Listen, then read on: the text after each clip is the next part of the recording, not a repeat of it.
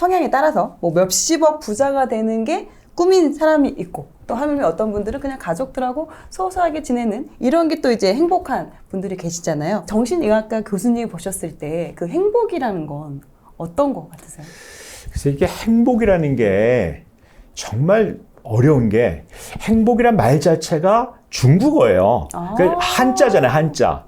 그러니까 요행할 때 행자 쓰고 복 받았다 할 때 그러니까 어쩌다 생긴 복이에요. 행복이. 그 요행이 생긴 복이 행복이란 말이죠.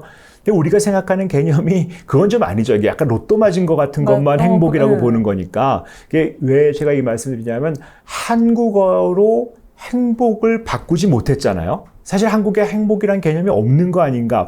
뭐 어떤 개념이 있으면 말이 있어야 되잖아요. 대부분이 우리나라가 굉장히 좋은 말과 글을 가지고 있는데 왜 행복이란 말을 쓸까? 너 행복하냐? 그 사실은 또 좀 통상적으로 잘 쓰지는 말도 아닌 것 같고요. 그래서 결국 행복이라고 하는 거는 정의상 어려움이 많다라고 보고요. 사실 행복을 공부하는 집단도 있어요. 그 공부를 전문적으로 하는 어떤 과학적 뭐 긍정심리 쪽에서 공부를 많이 하고 있는데, 영어도 행복이 해피니스인데요. 그것도 해프닝에서 나온 어원이 어쩌다 일어난 일 비슷한 거거든요. 그래서 영어로도 별로 적당한 말이 아니다라고 보고 있습니다. 그래서 이 행복학을 정의하는 곳에서는 그냥 행복이라고 쓰지 말고, 우리가 많이 알고 있는 영어이긴 하지만 웰빙 상태를 행복하다라고 정의하자라고 하고, 굉장히 행복과 관련된 많은 연구들이 웰빙을 연구하는 것으로 해서 행복을 대체하는 그런 경우가 많이 있습니다. 웰빙의 삶을 우리가 행복이라고 얘기하는데, 웰빙도 사실 영어잖아요. 중국어를 한자를 쓰기 싫어서 웰빙으로 왔는데 그것도 영어니까. 그러면 정말 한국어로 순수하게 행복하고 웰빙이라고 하는 게 무엇일까라고 지금 생각해 보면, 그냥 저는 그 웰빙이란 말을 그대로 풀어 쓰는 게 맞다고 봐요. 웰빙이라는 것이 잘, being, 존재한다, 잘 있는 거. 잘 있는 것이 행복이다 라고 보는 게 맞고요. 그러면 우리가 실제로 인사말을 뭐라고 했어요? 우리가 만났을 때 안녕하세요 하죠. 안녕하세요는 중국말이에요. 안녕, 편안할 자, 편안할 영자. 그건 중국어니까 순수한 한국말로 뭐라 그럴까요? 잘 있었니? 잘 지내. 그걸 영어로 하면 잘 있었니? 웰빙이니. 웰빙. 잘 존재하니? 잘 있어? 잘 지내. 세계에서 최고로 좋은 인사말을 가진 나라죠.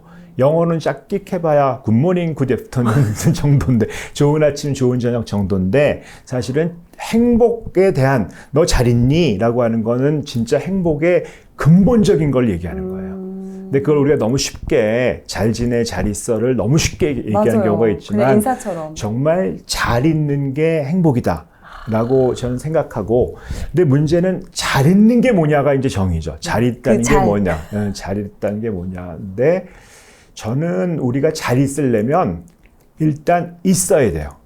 그렇죠? 잘 있으려면 일단 있어야 되잖아요. 그러니까 being을 먼저 해야 돼요. 그런데 가만 보세요. 우리는 뭘 할까요? doing을 하죠. 뭔가 하죠. 계속 끊임없이 하죠. 그래서 well-doing 하죠. 우리가 배우는 모든 것들이 well-doing 하기 위해서 배워요. 뭐 잘하기 위해서, PD를 잘하기 위해서, 극작가를 잘하기 위해서, 뭐 MC를 잘하기 위해서 다 배워요. 돈을 잘 벌기 위해서. 잘 비잉하기 위해서 배우는 건 하나도 없죠. 그래서 안 행복할 수밖에 없어요. 행복하려면 배워야 해서 그걸 따라가야 되는데, 사실은 잘 하는 것만 배웠으니까 잘 있는 거를 배우지 못했죠. 우리가 흔한 말로 잘 있는 걸 가지고 쓰는 말 중에서 우리가 웰빙 한다는 건 잘 산다는 것인데, 그런데 이 잘 산다는 것들조차도 언어 혼탁이 있어요. 언어가 오염됐어요. 걔네 집 되게 잘 살아가 무슨 뜻이에요? 부자다. 부자죠. 부자인 거를 잘 산다 그래요. 맞아요. 뭐 완전히 저는 병원에서 수도 없는 부자를 상담했습니다. 거의 우리나라의 탑 재벌 중에서도 자살하시는 분 있고요. 실제로 정말 유명하신 분들도 많이 그러잖아요. 맞아요. 정말 세상에서 제일 부자란 분도 자살로 잘 있지 못하기 때문에 마무리합니다. 그러니까 절대로 부자는 잘 사는 게 아니죠. 잘 산다는 거랑 부자는 아무 상관없어요. 아무 관계 없어요. 그런데 우리도 한번 잘 살아보세 라고 하는 그런 시대에, 나라가 경제적으로 너무 어려운 시절에 사실 그때 이거를 잘 살기 위해서는 부자가 되는 게 잘 산다고 오해가 생겨버린 거죠. 갑자기 이게 부자가 돼버린 거예요. 부자가 되기 위해서 우리가 무지하게 노력을 하거든요. 사실 거기가 하고 있는 모든 일들은 부자가 되기 위한 일들이에요. 이곳 채널 이름도. 그런데 부자가 되는 것보다 더 중요한 건 잘 사는 부자가 되는 거예요. 부자 앞에 잘 사는이 붙어야 돼요. 잘 사는 부자, 잘 있는 부자. 부자가 되는 건 사실 의미가 없어요. 내가 인생을 부자가 되게 사는 것처럼 어리석은 일은 없습니다. 잘 사는 부자가 됩니다. 근데 또 너무 경제적으로 어려우면 당연히, 잘 살기가 당연히. 어려워서. 그렇죠. 당연히 그렇죠. 그것도 해서 잘 사는 거의 조건 중에 하나가 경제적인 거죠. 그래서 뭐 또 그것도 연구가 있습니다. 뭐 수입이 늘어날수록 행복 순위 올라가요. 그런데 그 순위 넘어가면 관계가 없어져요. 그러니까 여기는 필요하죠. 여기는.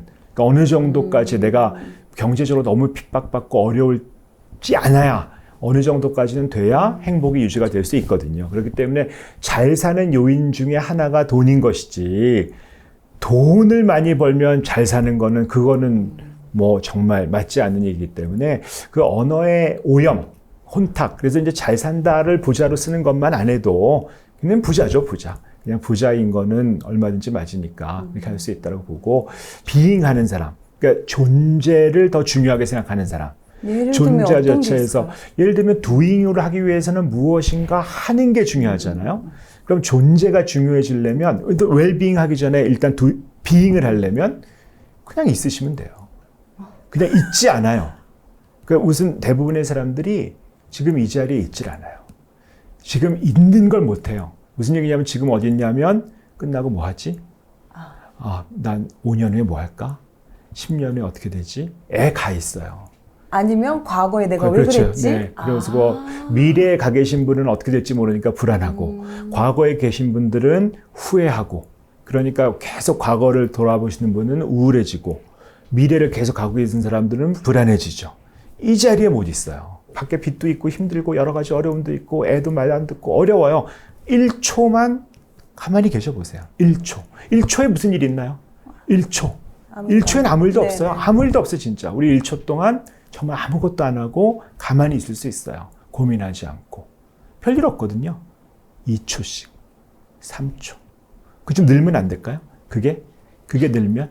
그러면 그게 어떻게 보면 명상이랑 그렇죠. 좀 연관이 명상하고 되는 아주 걸까요? 빌점. 바로 지금 이 자리에 있을 수 있는 능력. 사실은 그 자리에 머물 줄 아는 능력도 굉장히 강력한 비잉의 힘이죠. 그래서 내가 이 자리에 존재할 수 있던 지금 이 자리에 그럼 지금 뭐 굉장히 아름다운 시절인데 그럼 지금 이 자리에 있는 뭐 자연을 보면서 햇빛을 보면서 나뭇잎을 보면서 이 자리에 머물 수 있는 능력이 생기면 그런 걸 잘하는 게 비잉이 되는 거죠. 그걸 잘하게 되면 웰빙이 되는 거죠. 그러니까 비잉을 잘할 줄 아는 사람들 그거를 잘 산다고 할 수 있죠. 행복은 잘 존재하는 것이다.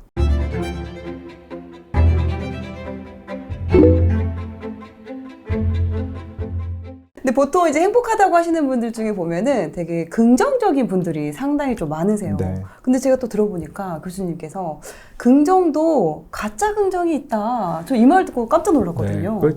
그게 무슨 얘기냐면 제가 항상 그 긍정적이라고 생각할 때 긍정을 좋게 생각한다라고 생각하시면 너무 많은 거예요. 그러니까 뭐 안 되면 되게 하라 뭐 이런 식인 거죠.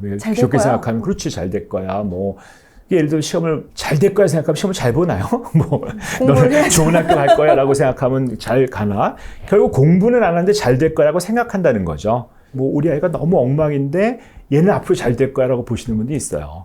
애를 엉망이어서 병원에 데리고 갔더니 선생님이 그러신 거예요. 원장님 보고 진찰하더니 애에 대해서 좀 긍정적으로 봐주세요. 그런 거예요. 그러면 엄마는 어떻게 알아듣냐면 그냥 애가 잘 될 거라고 생각하고 넌 잘 될 거야 괜찮아 이렇게 잘 될 거야 너는 앞으로 잘 될 거야 라고 본단 말이죠. 네. 그런데 뭐가 잘 될까요?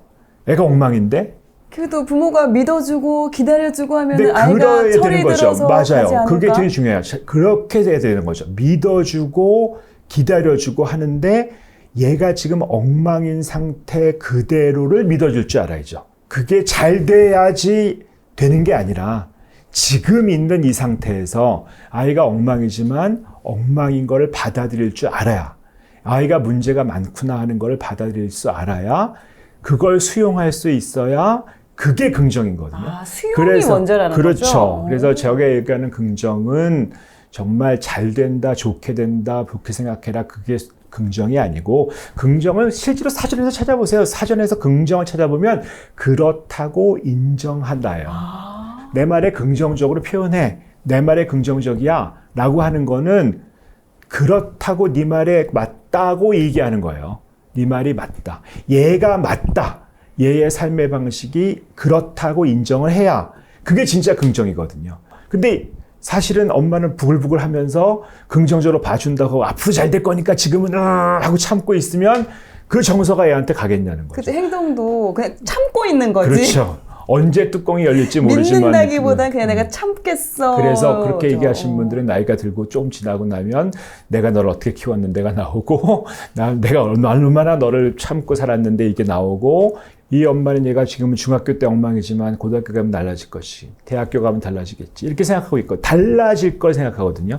지금 있는 모습을 받아들이고 아 얘가 지금 힘들어서 이렇게 했구나. 얘가 그럴 수 있어. 그러니까 제일 중요한 거는 얘가 그럴 수 있다고 보는 거예요. 그럴 수 있다. 왜 그러지가 아니라. 그렇죠. 대부분의 부모는 넌 왜 그 모양이냐 라고 하니까 그것처럼 그러니까 이 엄마가 생각하는 긍정적인 모습은 따로 있는 거예요. 얘 모습이 아니라. 이 모습이 모습. 돼야 긍정적이 된 거고 그리고 내가 얘가 이렇게 될 거라고 믿고 있는 거고 근데 얘는 지금 이렇거든요. 얘를 있는 그대로 받아줘야 되기 시작하고 얘가 받아지기 시작하고 편안해지기 시작하면 얘가 좀 발전해서 이렇게 가겠죠. 근데 엄마는 여기다 얘를 놓고 여기 있는 애는 참고 있는 거지. 이를 갈면서. 근데 네, 그렇게 된 상황에서 아이가 엄마가 원하는 모습으로 바뀔 가능성은 없다가 맞죠. 그거는. 그래서 많은 분들이 거기서 자녀들 때문에 힘들어하고 어려워하고 그런 거고요. 결국은 부모와 자식 간의 사이가 많이 깨진 게 요즘 세상인데 부모가 아이들을 긍정적으로 자기 나름대로 긍정적으로 봤기 때문에 그런 거죠. 자기가 생각한 긍정적인 걸 좋게 될 거라고 하는 지금 좋지 않은 우리 아이의 모습을 인정하고 받아들일 수 있어야 그 아이가 받아들여진다는 느낌이 있고 사실 자녀들은 청소년들은 누군가가 나를 받아준다는 그런 느낌만 가지고도 살 수 있는 존재입니다. 사실 인간이 다 그렇죠. 인간이 뭐 우리가 사랑하고 뭐 이런 것들도 결국은 누군가가 나에 있는 모습 그대로를 다 받아준다고 하는 것들 때문에 살거든요. 근데 그게 없으면 결국 인간은 아무도 나를 받아주지 못한다는 사회에서는 인간은 정말 살기가 어려워요. 그러니까 얼마나 애들이 힘들어하고 어렵겠습니까? 그러니까 이게 우리가 그 긍정이라고 하는 거는 정말 있는 그대로 인정하고 받아들이고 수용하는 것이다라고 하는 게 그게 진짜 긍정이고 좋게 되는 거는 다 가짜예요, 사실은. 지금 안 좋은데 뭘 좋게 봐요. 그런데 우리가 지금 할 수 있는 일은 지금 우리 어려운 환경 속에서 무엇을 할 수 있느냐밖에 없거든요, 지금. 근데 다들 앞으로 어떻게 될 것이다. 앞으로 잘 될 것이다를 낙관적으로 본다는 게 정말 웃기는 거죠. 근데 지금 하는 행동이 훨씬 중요하다. 우리 자녀에게도 지금 당장. 뭐, 나 자신도 그렇죠. 나 자신에게도 긍정적으로 봐야 한다는 거는 내가 지금 되게 우울해요. 되게 힘들어요. 어려워요. 정말 딱 죽고 싶어요. 그거를 긍정적으로 생각해. 그러면 좋게 생각해서 이렇게 뭐, 나를 좋게 생각이 안 되는데 그걸 바꾸라 그래요. 아, 내가 정말 죽고 싶구나 하는 거를 받아들이기 시작해야 변화가 오기 시작하는 거죠. 내가 너무 힘들구나, 내가 너무 꿀꿀하구나 라고 그거를 받아들이고 인정하기 시작해야 된다는 것이고 긍정학교라고 하는 학교에서 맨날 하는 얘기가 삶을 긍정하다가 저희 학교의 교훈인데 그거는 정말 좋게 삶이 된다는 게 아니에요. 내 삶이 아무리 꿀꿀하고 힘들고 정말 힘들어도 있는 그대로 인정하고 시작하자. 가 우리가 하는 긍정학교의 진짜 모습이라고 볼 수 있습니다. 네, 긍정학교라고 지금 말씀하셨는데 긍정학교의 교장 선생님이시잖아요. 네네. 그럼 거기서는 어떤 거를 배우거나 어떻게 저는 이제 운영이 되나요? 우리나라의 어떤 학교 교육이 정말 well doing 하는 것만 그리고 세상의 모든 학원이 이거 배울 수 있는 모든 학원이 딱 보면 다 잘하는 걸 가르쳐요. 맞아요. 그리고 그걸 돈 내고 가르쳐요. 근데 잘 비잉하는 법을 가르치는 곳은 없더라. 그래서 제가 어떻게든지 그거를 한번 해보고 싶었어요. 우리나라 분들이, 우리 대한민국 국민이 정말 보다 가치 있고 행복하게 살 수 있는 것을 좀 배워볼 수 있지 않을까? 행복하게 사는 법을 교육하는 학교라고 할 수 있고 행복도 좀 부익부 빈익빈이에요. 그러니까 좀 행복한 그런 어떤 웰빙의 자질이 있으시고 하시는 분들은 그걸 또 훈련을 하시거든요.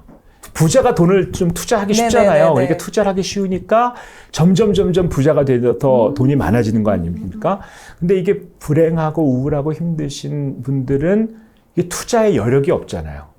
그러니까 너무 하루 살기가 어려우니까 정말 지내기가 너무 어려운 거예요. 그럼에도 불구하고 저희 긍정학교에 꾸준히 와주신 어떤 아프신 분들, 뭐 우울한 심하셨던 분들이 사실은 거기서 긍정학교에서 교육받고 훈련받고 삶이 정말 살만하다는 느낌, 그런 것들을 가지시고. 그러면 긍정학교의 학생들 중에 혹시 기억에 남는 학생이 있으세요? 뭐 정말 많죠. 사실은 굉장히 많은 분들이 삶의 변화가 오게 됐고, 조현병 같은 그런 심한 분들도 긍정 치료를 해야 되나? 할 수 있나라고 생각하시는 게 많은데, 긍정 치료를 한다고 그 사람들이 가진 어떤 본질적인 아주 심한 병들이 좋아지는 않죠. 근데 제가 아주 인상 깊게 뭐 들은 얘기가 어떤 지방의 센터에 다니셨는데 저희가 가서 그런 긍정학교 프로그램을 긍정교육을 했거든요. 거기에 그 사회복지사 선생님이 저분 웃는 걸 처음 봤다는 거예요. 15년 만에? 15년 만에. 15년을 다녔는데. 그런데 사실 그다 병이 난 건 아니죠. 병이 좋아진 건 저희가 4주 교육을 하고 그랬는데 4주 안에 병이 좋아져서 이제 병원에 안 와도 돼요. 약 안 먹어도 돼요는 아닌데 15년을 안 웃던 사람이 자기 삶에 대해 생각하고 웃을 수 있었다는 거면 사실 꼭 증상이 나아지고 병이 나아져야 되는 거냐.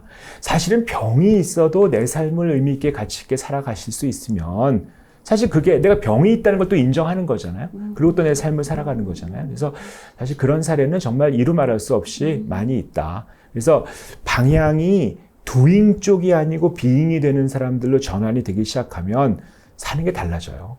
내가 굉장히 미래만 바라보고 우리 아이들 좋은 대학 가고 우리가 평수 넓은 데 가고 이것만 바라시던 분들이 정말 꽃 한 송이 보고도 마음이 짠해지고 눈물이 나올 수 있게 되는 것들이 그게 사는 거 아닐까요? 잘 존재할 줄 아는 그런 것들을 배워나가는 거기 때문에 그런 보람이 저는 제일 크다고 봅니다. 그게 행복학하고 긍정학교를 하니까 물어보신 분이 있어요. 너 그래? 뭐 그래? 너 잘났다? 너 행복하냐? 뭐 이런 식으로 하시는 분이 있거든요. 뭐 행복은 무슨 얼어 죽을? 우리 보통 대부분 사람들이 행복한다고 교육을 한다 그러면 사실은 그렇게 반응을 하세요. 뭐 행복? 그래 너 하나 잘해봐. 그렇게 반응을 하시는데 제가 자신 있게 얘기할 수 있는 거는 제가 학교를 하기 전보단 지금 행복해요. 작년보단 제가 지금 행복하거든요. 근데 제가 나이가 이제 환갑이 넘었는데 저는 기대가 있어요. 왜냐하면 작년보다 조금씩 우리 교훈 가치 중에 하나가 better and better, 조금씩 나아지는 그런 게 있거든요. 조금씩 나아지는 게 있는데 10년, 15년 전보다 제가 확실히 행복하고 작년보다 행복해져요.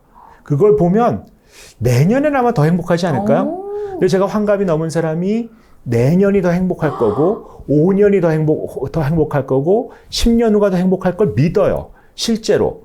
그리고 정말 그렇게 거기서 쭉 행복을 찾아가시는 분들을 봐왔기 때문에. 그러니까 결국은 그거 굉장한 힘이거든요. 사실 나는 다 끝났어. 이제 은퇴할 나이가 됐고 이제 나는 내 인생은 내리막길이야. 하산밖에 없어 하는 거랑 적어도 내가 뭐 성취나 doing 하는 거는 옛날보다 못하겠죠. 그런데 being 하는 거는 저는 자신 있고 지금까지 그래왔고. 그러니까 제가 최고로 행복한 사람은 아니지만 저랑 비교했을 때 작년에 저보다는 제가 지금 행복하니까. 그 내년에 제가 지금보다는 행복할 걸 분명하기 때문에 꽤 괜찮다고 볼 수 있죠. 그래서 그분한테는 제가 자신 있게 얘기할 수 있습니다. 제가 최고로 행복하거나 저 사람보다 행복할 수 없을 수도 있지만 적어도 작년에 나보다는 행복하기 때문에 좋습니다. 그리고 또 내년에 또 행복할 거라고 네, 믿는다는 그렇죠. 게 조금씩 나아지니까. 조금씩 나아지면 되니까. 많은 분들이 조금씩 좋아지는 걸 굉장히 우습게 여기시는데 많은 분들이 뭘 원하냐면 베스트를 원해요. 베스트. 내가 최고로 무엇인가. 그게 우리나라 교육의 문제죠. 베스트를 원하는데 저는 베스트보다 better and better가 훨씬 중요하다고 봐요. 이 better and better의 장점은 뭐냐면 작년보다 조금만 더 잘하면 되거든요. 그러니까 우리가 이 X축이 시간축이 어쨌든 우리가 오래 살면 살수록 이렇게 올라간단 말이에요. 작년보다 나아지는 거죠. 그러니까 이게 각도가 1도만 작년보다 1도만 올라가도 1년, 2년 지나면 더 이렇게 올라가는 거예요. 그러니까 우리 주식에서 좋아하는 우상향 이거는 완전히 뭐 틀림없는 우상향이거든요. 배러는 우상향이 된단 말이야.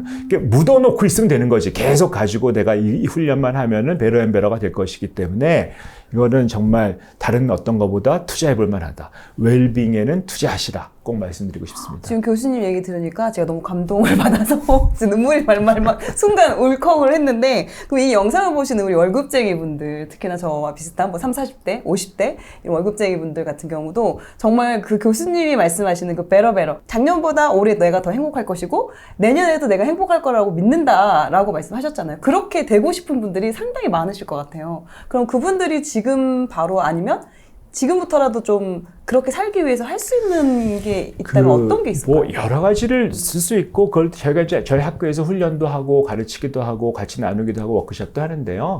가장 쉬운 거를 쓴다 그러면은 일기를 써요. 일기를 쓰는데, 일기를 쓸 때 어떻게 하냐면 감사일기라는 걸 하잖아요. 여기서 저는 매일 하루에 5가지씩 감사한 걸 씁니다. 매일? 네, 매일. 그 다음에 한 가지 어제보다 잘한 거를 써요. 그 다음에 3가지 소위 친절한 행동, 남을 돌본 행동을 씁니다. 이게 저희가 얘기하는 ABC 원칙이라고 하는 거거든요. 5가지 감사한 걸 쓸 거예요. 오늘 제가 여기 월급쟁이 부자에 나왔습니다. 좋은 시간을 보냈어요. 여기 올 때 헤매지 않았습니다. 제 시간에 도착했습니다. 저 버스 타고 왔는데 시간 잘 맞춰서 왔습니다. 이런 것들 5가지 쓰기가 쉽지 않아요. 훈련이 안 돼 있으면. 맞아요. 그런데 이제 그거를 정 안 됐으면 나 오늘도 호흡이 붙어 있습니다. 감사할 거죠. 네, 그것도 여러 가지 감사할 것들이 많이 있죠. 사실 알고 보면. 그런데 그런 식으로 5가지 쓰고 한 가지 어제보다 또 지난번보다 잘한 거를 써요. 제가 유튜브 방송을 딴 거보다 지난번에 한 거보다 좀 잘한 것 같아요. 라고 쓰는 거죠.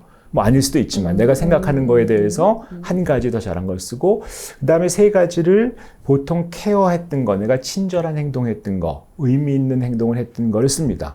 그래서 그러려면 3가지 치우기, 전 그거 제일 어려워요. 이 5가지 한 가지는 비교적 쉬운데, 그러면 어쩔 수 없어요. 지하철에서 지나가는 할머니 짐을 들어드려야 돼요. 행동을 해야 되잖아요. 되니까. 그거는 그거 써야 되니까. 해야 되는 방법이 없어요. 부분이라서. 그걸 쓰기 위해서. 그 3가지를 쓰기 위해서 어쩔 수 없이 헤매고 있는 누가 있으면 어디 가시려고 그러세요?를 한번 물어봐야 돼요. 그걸 숙제가 없으면 안 해요. 그런데 괜히 그 아줌마 짐을 들여다 여기 갖다 놓으면 그 아줌마 다시는 안 보죠. 그런데 뭔가 내가 뿌듯해요. 내가 케어했다는 느낌이 들고 내 삶이 가치 있게 산 것 같은 느낌이 들어요. 의미 있게 산 것 같아요. 내가 그 자리에서 잘 산 것 같아요. 이거를 매일 하는 거죠. 그러면 하루에 5가지 감사를 하면 1년을 쓰시기 시작하면은 1,500 몇 가지의 어떤 그런 이상의 감사가 생기는 거고, 제가 한 10몇 년 썼는데 그러면 한 2만 가지 이상의 감사거리가 있는 거예요. 근데 2만 가지의 감사가 있는 사람이 어떻게 그 감사가 없을 때에 비해서 안 행복해질 수 있을까요? 그거는 사실은 별거 아닌 것 같지만 아주 간단해요. 시간 5개, 1개, 3개거든요. 그것도 이제 하기가 1개씩 하면 왜 안 되냐? 근데 앞에 게 훨씬 하기가 쉬우니까 5개예요. 어제보다 나아지는 게 하기가 어려워서 금방 사람이 잘 안 변하거든요. 그래서 그거는 어려우니까. 근데 5가지, 1가지, 3가지가 저희 나름대로 그 학문이나 이런 쪽에서 그렇게 몇 가지 하라고 할 때 그걸 정리한 그런 정의가 있는 거예요. 그래서 그것만 일기장에 그것만 쓰고 딴 거 안 해도 그것만 하셔도 사실은 별거 아니지만 그것들이 누적이 되면 누적의 효과가 굉장히 커요. 이게 또 소위 복리 개념이 들죠. 계속 올라가는 거고 노하우도 생기고 익숙해지면 시간도 많이 안 걸려요. 그럴 것 같아요. 하면서 금방 하고. 어렵진 않을 것 같아요. 근데 이제 꾸준하게 하는 게 쉽진 않겠지만 그래도 보통은 저도 일기를 썼을 때 보통은 감사일기보다는 내가 왜 그랬지? 이런 후회와 나를 질책하는 그런 내용들로 채웠던 것 같아요. 맞아요. 오가나이저나 그런 거 또 일기장 쓰시는 분들이 대개 과거나 미래를 가세요. 내일 할 일들에 대한 어떤 오가나이징 쫙 하면서 못한 일들만 쫙뜩 이거 못해가지고 정말 그러니까 할 일에 부담을 팍 느끼는, 그 다음에 과거를 돌아보면 사실은 굉장히 내가 후회스럽고 잘못한 일들에 대한 것들을 가지면서 인생을 올가나이징 한다. 그게 올가나이저잖아요. 인생을 조직화한다고 하면서 전혀 조직화는 안 되고 비통에 젖고 걱정에 젖는 그런 올가나이징을 많이 하시거든요. 그러니까 요거를 내 안에 어떤 긍정적인 요소들을 꼭 집어넣어서 그런 것들을 하지 말라는 건 아니지만 거기서 이런 어떤 긍정적인 요소가 들어가는 것들이 필요하다. 이것들이 필요하고 그것이 감사와 관련된 거, 성장과 관련된 거, 그 다음에 어떤 의미와 가치와 관련된 것들을 쓰시면 훨씬 삶이 쌓이면서 좋아질 것이다라고 말씀하신 봅니다. 것처럼 이 일기를 쓰면 쓸수록 나에 대한 존재감, 자존감이 올라갈 것 같아요. 그리고 실제로 본인이 그 숙제를 하기 위해서 그렇게 살 수밖에 없어요.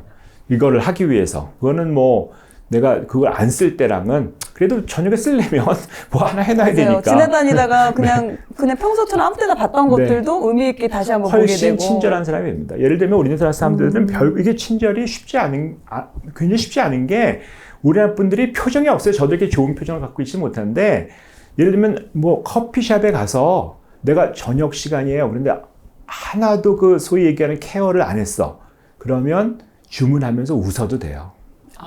그 친절하게 한번 웃어도 되거든요. 고맙습니다 하고 그러면 알바생이 찍다가 누가 웃어주면 그 친구 행복해져요. 맞아요. 내가 그 친구한테 행복해주는 걸 같이 나눈 거거든요.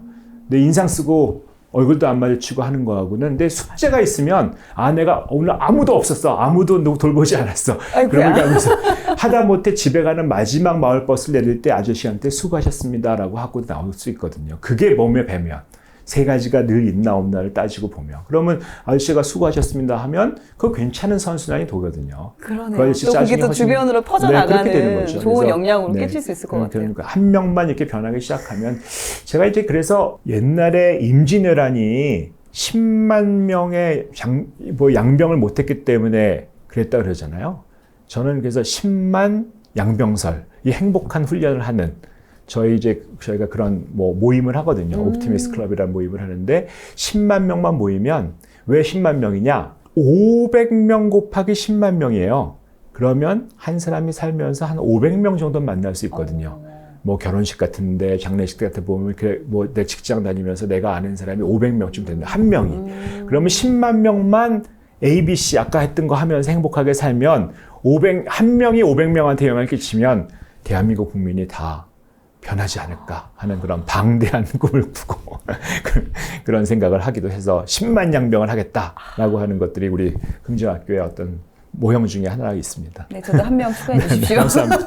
부동산을 아예 몰랐었어요. 감으로 대출 한 이 정도면 되겠지? 사장님한테 그냥 물건 보여달라고 그러고 막 이렇게 계산을 해주셨어요. 근데 하나도 모르겠는 거예요. 이렇게 내 집 마련을 하는 게 맞나? 너나이님이 강의에 대해서 언급을 하셨는데 A to Z까지 다 알려주셨어요. 아파트 이름만 얘기했는데 그거에 대해서 다 알고 계신 거예요. 어떤 지역을 선정을 해가지고 예산을 어떻게 설정해야 되는지 딱 알려주시는 게 저는 되게 신선했어요. 한 번도 그렇게까지 계산해보지는 않았었거든요. 부동산에 가서 어떻게 해야 되고 매물을 어떻게 봐야 되고 그걸 어떻게 매수까지 이을 수 있는지 그거를 진짜 하나하나 다 체계적으로 알려주시더라고요. 그래서 내 집 마련은 이런 프로세스로 해야 되구나. 서울이나 경기도에서는 이렇게 집을 봐야 되는구나. 이런 가격일 때 굉장히 싼 가격이구나. 이런 거를 이제 판단할 수 있는 이 강의를 듣는 거를 망설이는 분들의 마음이 너무 이해가 돼요. 제가 그랬었기 때문에 이게 과연 맞나? 그런 생각을 많이 했었지만 너무 체계적이었고 정말 신뢰가 많이 가는 강의였던 것 같아요. 내가 이거만 보면 내 집 마련만큼은 후회 없이 할 수 있겠다. 그런 생각이 들었던 것 같아요.